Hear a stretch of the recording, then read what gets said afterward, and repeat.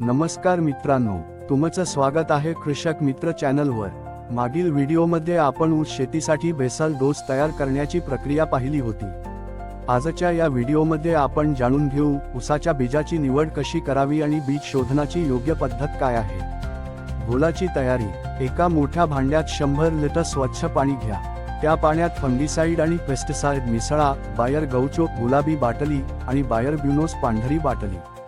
तुम्ही इतर कोणतेही फंगिसाइड किंवा पेस्टिसाइड वापरू शकता। बाजारात अनेक प्रकार सहज उपलब्ध आहेत। आम्ही आमच्या शेतात वरील उत्पादनेच वापरली आहेत। घोलाला एखाद्या काठीने किंवा हाताने नीट ढवळा जोपर्यंत तो पूर्णपणे मिसळला जात नाही। ऊसाच्या तुकड्यांचे शोधन। ऊसाचे तुकडे तयार घोलात बुडवा। तुकडे किमान 20 ते 30 मिनिटे भिजत ठेवा। या वेळेत फफूंदनाशक आणि कीटकनाशक घटक तुकड्यांमध्ये नीट शोषले जातात, ज्यामुळे सुरुवातीच्या रोगांपासून आणि कीटकांपासून संरक्षण मिळते। शोधित तुकडे घोलातून बाहेर काढा आणि लगेच शेतात पेरणी करा।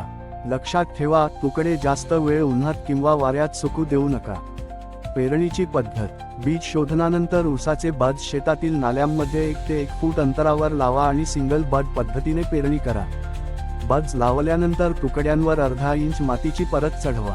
लक्षात ठेवा, बड्स फार खोल मातीमध्ये दाबले जाऊ नयेत। जास्त खोल दाबल्यास ऊसाचे अंकुरण नीट होत नाही आणि शेतात रिकाम्या जागा राहतात। पहिली सिंचन।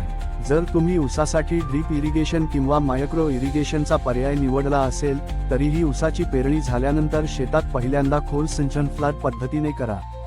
यामुळे सर्व रोपांचे अंकुरण एकसमान होते।